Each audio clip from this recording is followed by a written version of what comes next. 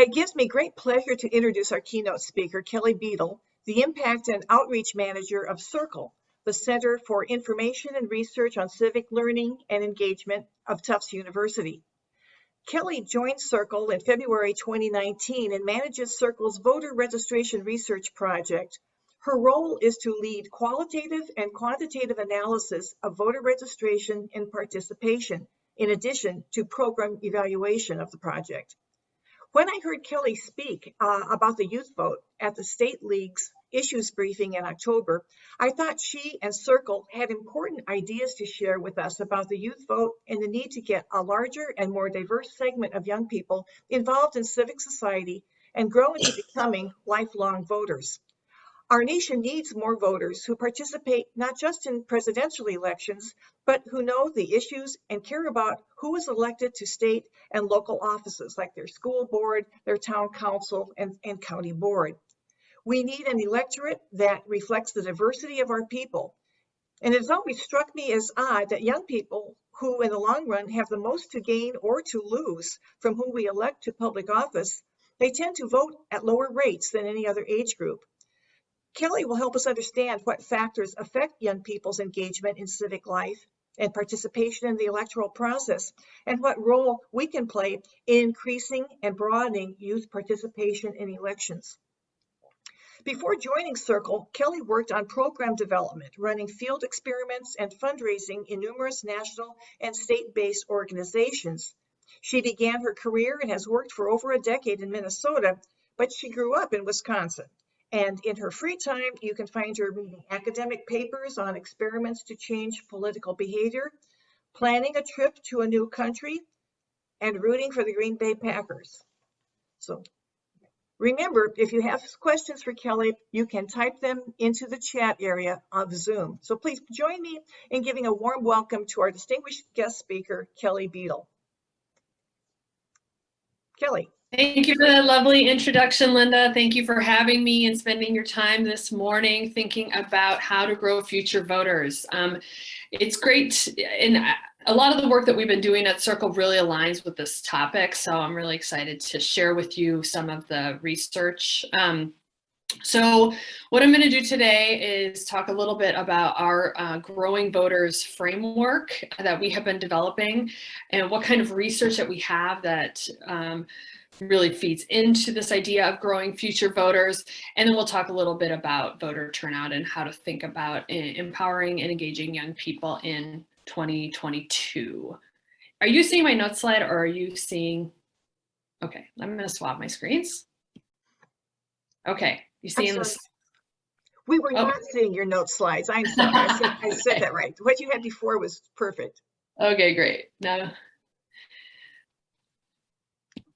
all right, so before I jump in, I'll tell you a little bit about CIRCLE. We are a research institute that is celebrating last year, our 20-year anniversary as experts on youth civic participation. We are based at Tufts University, which is in Boston.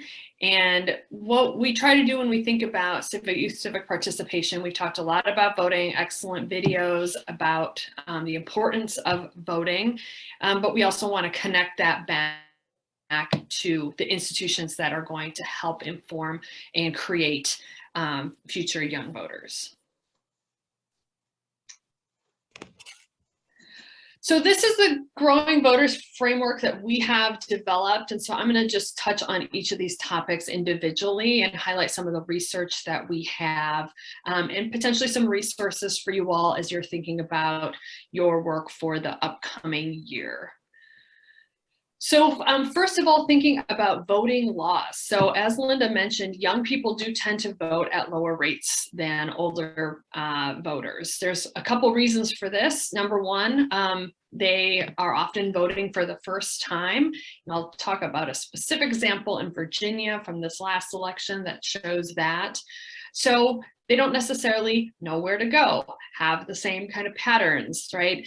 The second thing is young people move a lot. You know, I know that I moved almost every year throughout my 20s, and needing to update the registration each time makes it a challenge. So that's where voting laws and changing policies can be really impactful at increasing youth participation. We have found through our research that a number of the policies that were proposed in the federal voting rights legislation, HR 1, we found that states that have already adopted a lot of those policies tend to see more young people who are participating.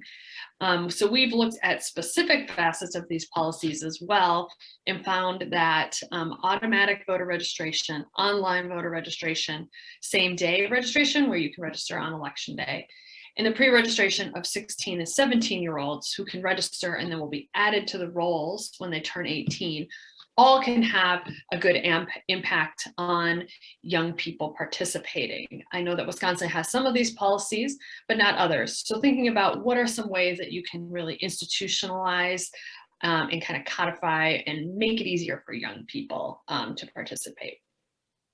Another element of our Growing Voters framework is youth-centered election administration. When young people walk into a polling place, they often don't see people who look like them. And so this is what we have found with some of our community-based partners. The idea surfaced that, it would be having young people involved in the process of actually administering elections could be very helpful and impactful activity for young people. We have been partnering with Minneapolis, the city of Minneapolis, in their student election judge program, where they recruit high school and college students to serve as election judges. This is helpful for the city because it fills some of the staffing needs, needing to recruit hundreds or thousands of judges each election to serve in those polling places. Was especially helpful in 2020, wanting to make sure that they could run elections safely, and having younger people be able to fill that role was really critical for them.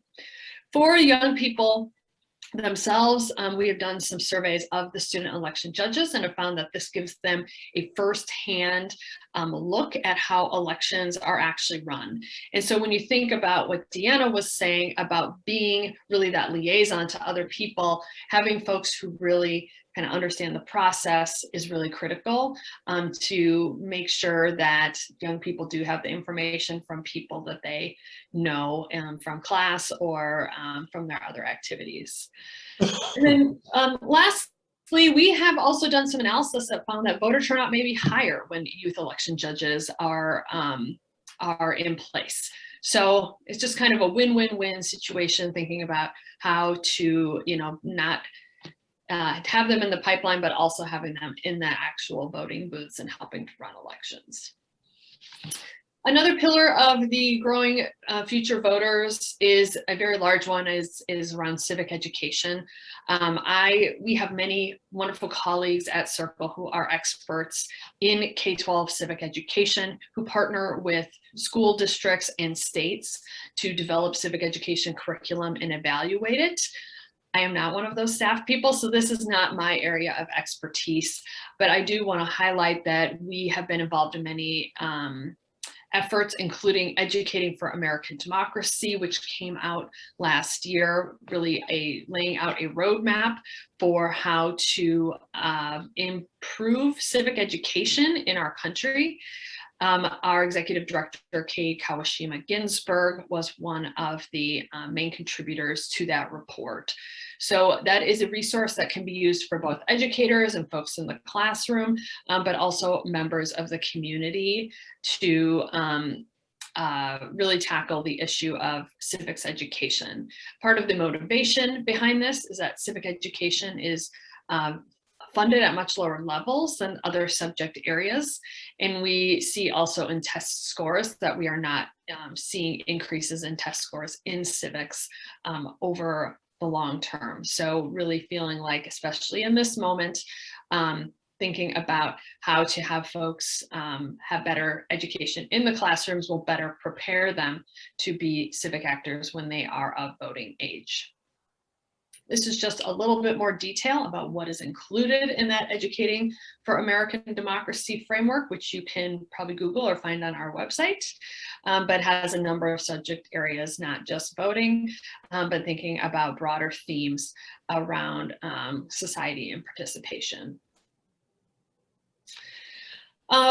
Another pillar is lifting youth voices. So as many of the young people talked about, you know, those are great examples of young people talking about their own personal experience and how important it is to other folks that they are connected to and other folks in their community. So we believe that in order for young people to become more active, they need to hear from their peers. And one way to do that is through social and digital media. Of course, young people are online at very high rates. And when we think about participation of youth of color, which as one of the young people highlighted is a kind of growing segment of our population, we also find that the digital and social media is more used by youth of color. So an important tool for equity and participation. We also believe that there is a lot of information and it's hard to cut through all of that. And seeing information from a peer is a really important way to do that, as folks are bombarded with all kinds of communication and potentially misinformation. Another way to lift youth voices is providing opportunities for leadership that are so not simply voting, but ways that they can lead in their communities.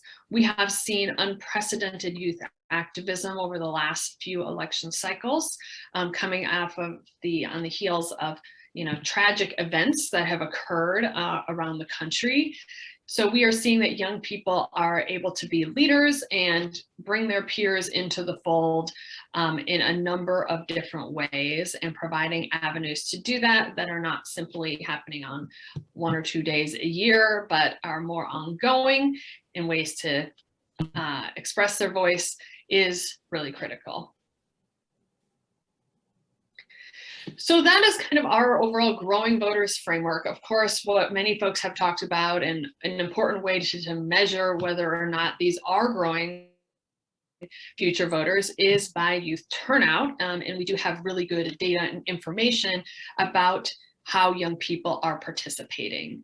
So this graphic here shows you the historical trends of young people's participation since the passage of the 26th Amendment, when 18 to 20-year-olds were given the right to vote.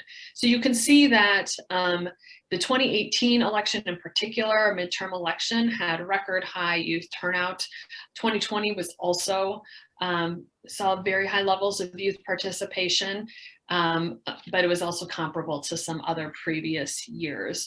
So we have more young people than ever who have been getting out and having that first experience at the polling place. And that's a great indication for the work ahead and continuing that. We've done analysis of on state by state also to see what voter turnout looks like in all the different states. And of course, it is different everywhere depending on voting laws, as I mentioned. We saw that, for example, states that send ballots to every voter, every registered voter, saw some of the highest civic participation in 2020. When you get the ballot at your house and simply have to return it, it eliminates barriers, means people don't have to find out where the polling place is, for example. But the turnout did really vary across the country based on other kind of contexts as well. My state of Minnesota has routinely had very high voter turnout and very high youth voter turnout. So Wisconsin is not colored in here. We don't have really good information about age on the Wisconsin voter database that we conduct our analysis on. But what I can tell you is that Wisconsin in general also has very high turnout. So we can make assumptions that youth turnout is also comparable to some of these higher turnout states, Colorado, Maine, and Oregon. So sorry, I can't share more specific Wisconsin information for you. So thinking ahead to this upcoming year, we heard from Deanna, who is a college student. So reaching folks on campuses is a great way to engage young people. They're in one place, and you can find folks in the classroom on a college campus where folks are hanging out. But we also want to remember that college students only represent a share of 18 to 22-year-olds. So about 55% of 18 to 22-year-olds are not enrolled in schools, are going to be working, raising families, and doing other things. So it's important when thinking about how to dedicate your programming and resources that there are going to be chunks of folks who are off campus that may be harder to reach, that might not be as engaged as the folks that are on campus. And the number of college students is slowly declining since a high around 2010. So we still have large amounts of students, young people on campus, but that is, just one avenue. Another consideration for 2022 is that many people will be voting for the first time. So we looked at Virginia, which had an election just in last year in 2021, and we found that 12% of the young people who voted in that election were voting for the very first time. So just because someone is not already registered or does not have a voting history does not mean that those young people should not be engaged and brought into the electorate. So that's an important strategy that may, when we look at the whole population, a much, much smaller share are going to be engaged for the first time in these off-year elections, but that's not the case for young people.